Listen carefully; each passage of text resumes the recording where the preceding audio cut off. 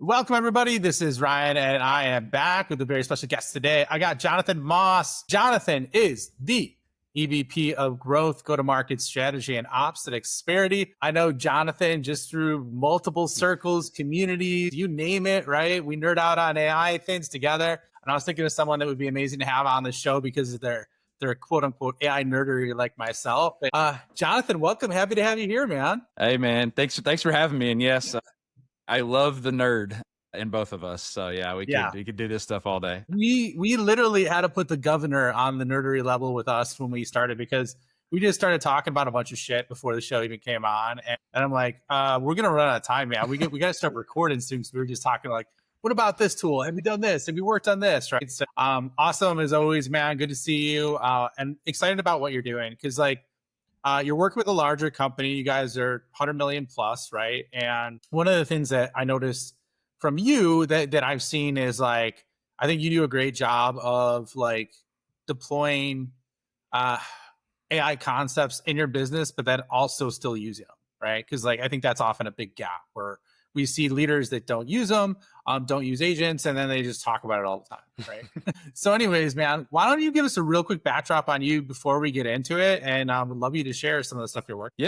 Yeah. Thanks. Yeah. So absolutely. And I think it's important, something that you said, which is I think there's a lot of people talking about it, but ultimately being able to use it myself daily, but also then building inside of the company that I am and then sharing that externally. And I think there's more of us that should do that if we can. So yeah, so I'm a 20 plus year go-to-market operator. So I've been doing go-to-market my entire career.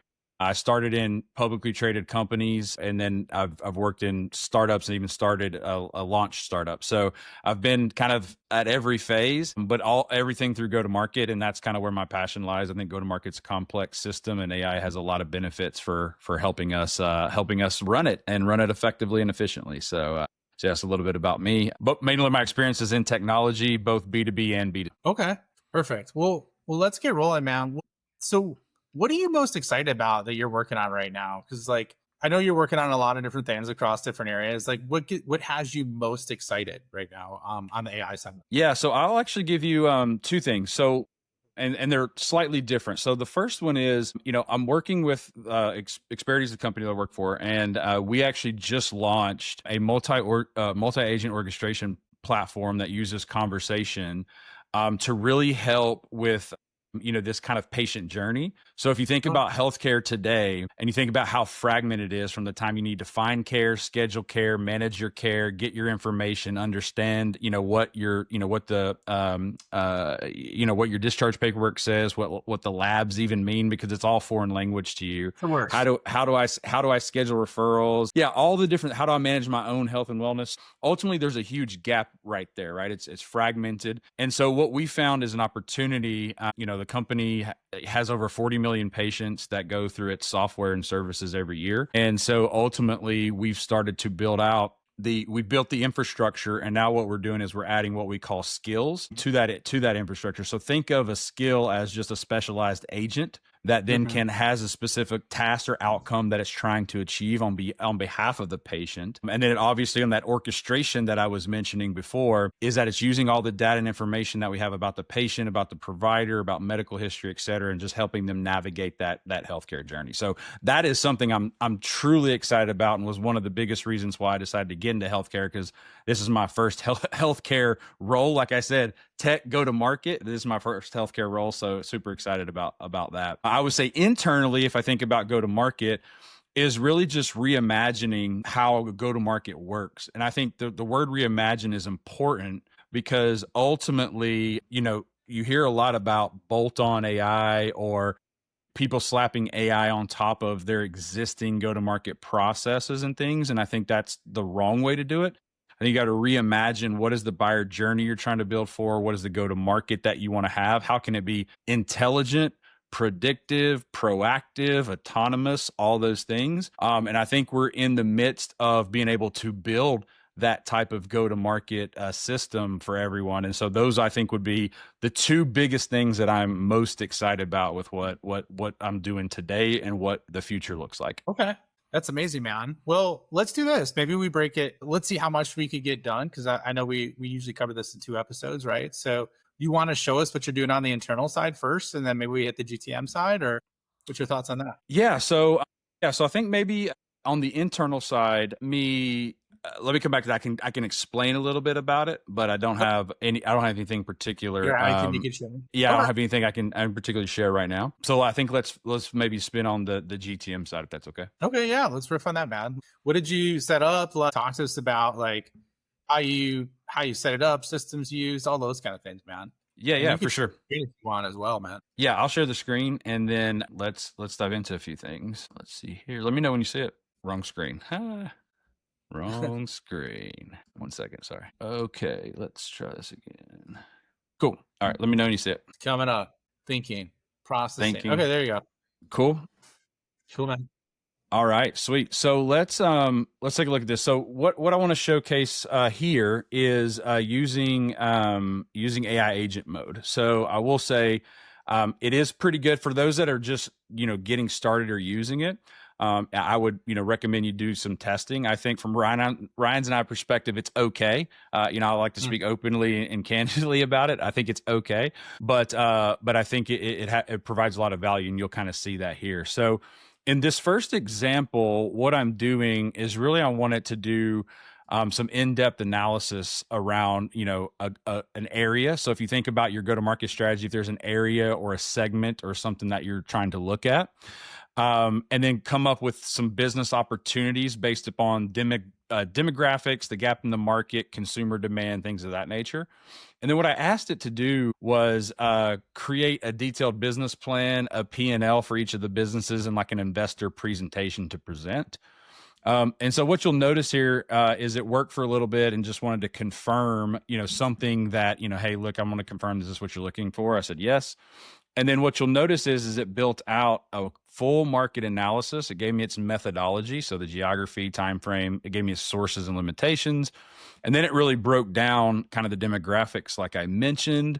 It kind of then talked about the businesses, so showcase like your market gaps and consumer demand. Here's the top 5 business opportunities that it kind of showed. And then ultimately, I'm going to scroll down here a little bit further. It took about, once it kind of built that out, I said, hey, okay, you want me to build out review this? You want me to build out the business plan, the P&L statements, and the investor presentation, which I said yes. And you can see it worked about 25 minutes. What's cool again for those is you can actually click on this and it will actually walk through kind of everything that it did and kind of that virtual machine that is spun up, because when you use agent mode, it's actually spinning up a virtual machine and it's kind of going through the process. So if you want to go back and kind of look at what it did, you can.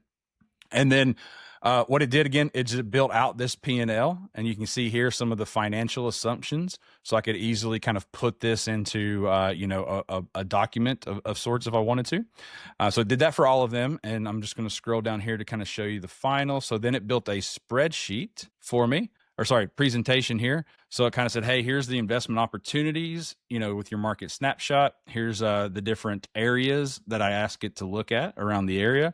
Here's the different businesses with the concepts and kind of our, year 3 revenue and net income. Not really sure what just happened. There we go. Then it kind of went and broke down a little bit of each one of them. And then it built out a spreadsheet here around the P&L. So this is not really an advanced spreadsheet. I could reiterate on it, but ultimately it built all that out. So you can kind of see where this is headed.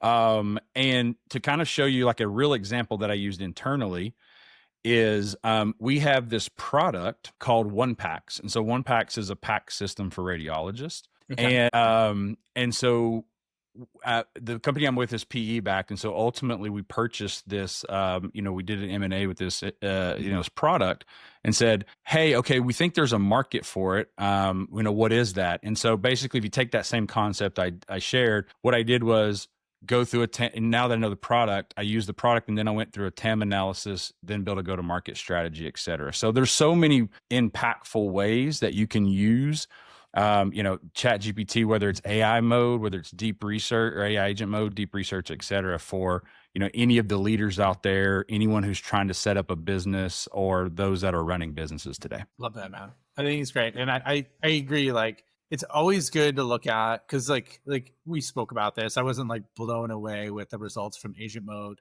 that I experienced when I tested it across multiple different use cases. But the part that you're talking about, well, first of all, one is OpenAI is classically been, as of today, the leader always over, everyone else in terms of what they're doing, from at least just pushing the limits of the models. So even if it's not amazing today, I could see it becoming good, right? And I love the fact that you had to do three unrelated tasks of like market research to a P&L report to the doc. Like, I think those are great, man.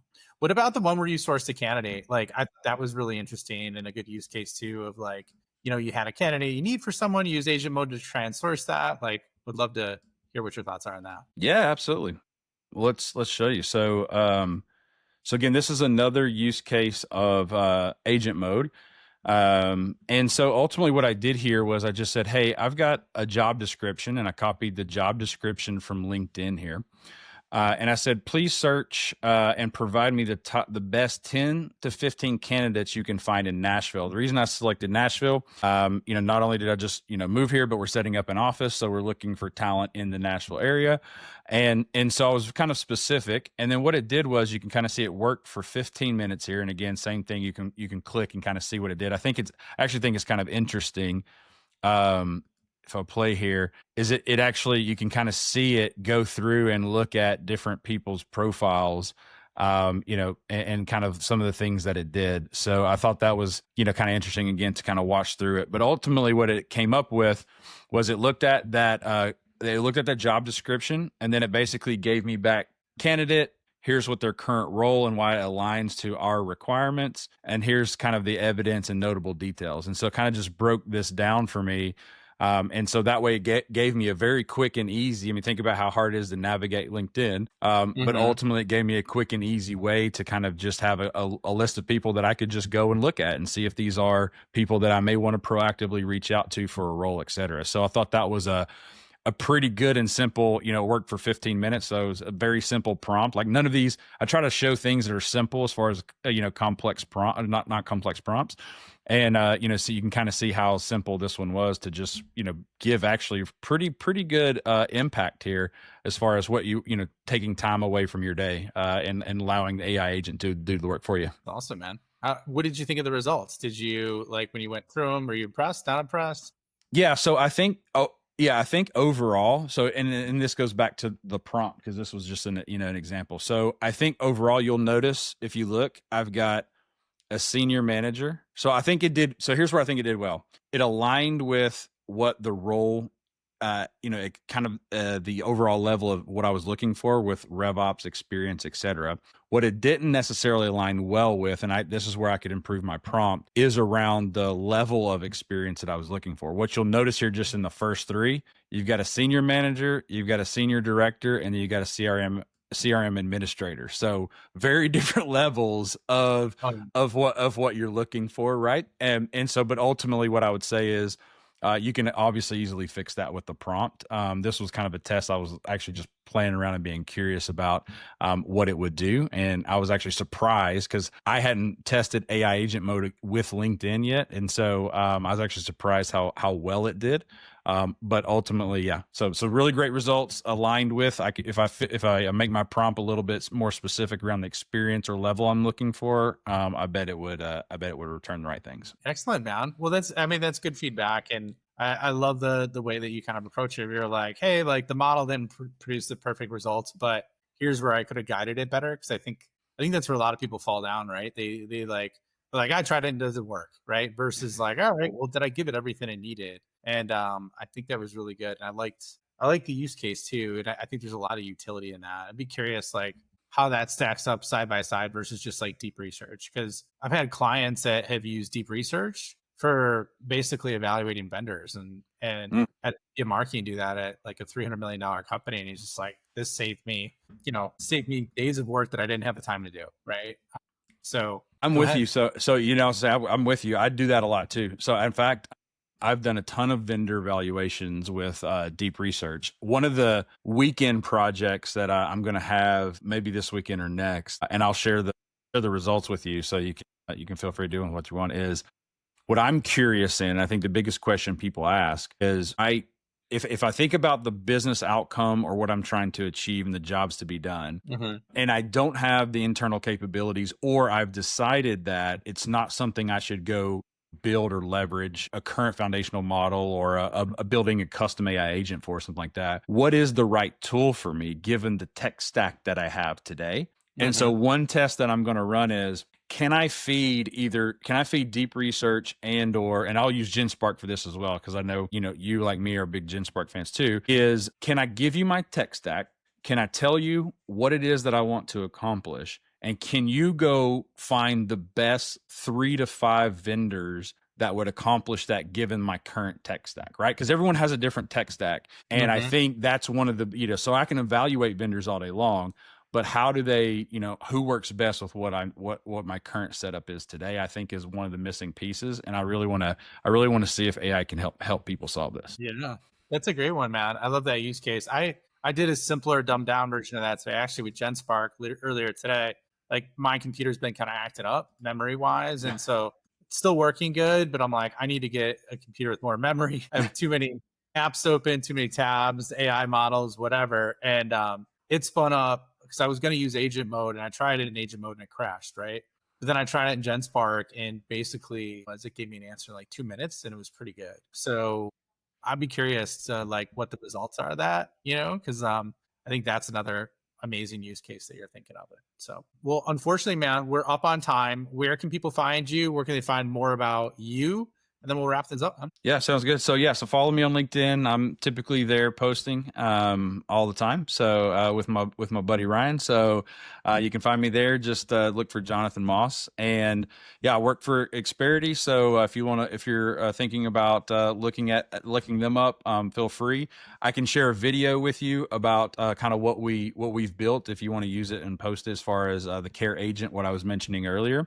And then also I have kind of an educational research media kind of podcast, AI Business Network. So AIBusinessNetwork.ai. If you're looking for ways to help you along your AI journey, just like Ryan does, I really like giving back and kind of helping people figure out their way. It's changing all the time. This is all new to everyone, and so as I'm experimenting and learning, I love to share that with everyone. So nice, man. Well, I appreciate it. Appreciate you. Thanks for being on the show, man. And definitely, we'll share that link in the notes so people can check out what you're doing with that agent that you guys built internally. So thanks for being on the show, man. I really appreciate it. It was good seeing you. Thanks, man. Same to you. Cheers. All right. And we will see you on the next episode.